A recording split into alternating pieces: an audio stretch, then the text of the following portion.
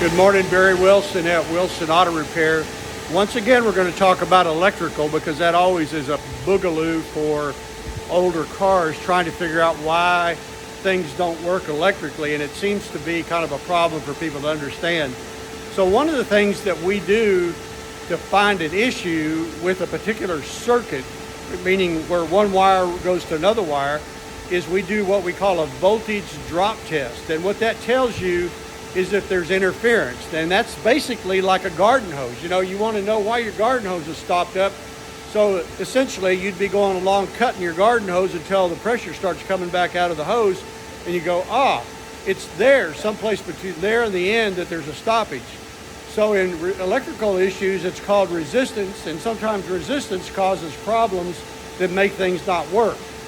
So in the case of this truck, it's beating us up right now because we can't continue to keep the fan running. We take it back home, and the poor customer gets in it, he drives it, and the fan goes off. We get it back. Last time we drove it 75 miles, and it never quit.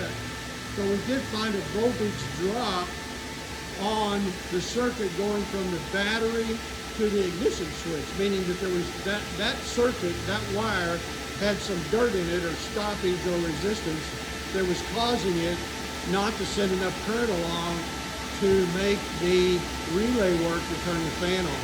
So the way you do that is you hook the voltage on your meter to light circuits. So we go positive on the battery and we go positive all the way to the fan, and then we look for whatever that reading is. And surprisingly enough, we had a pretty large reading with that.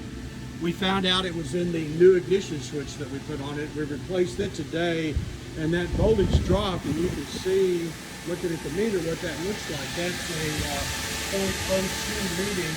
If you get a 0.1 or 2 or 3, that means you've got too much resistance, and you need to start looking for the problem. That'll help you find some issues. This is on the ground side that we're having. We're actually on the high side from the switch to the relay to turn the relay on. Hopefully, it's been very hard for my mechanics to understand that, but it's really an important thing to learn how to do. Barry Wilson with Wilson Auto Repair. If you need more information about electrical, I have posted other videos. Go to my website, wilsonauto.com.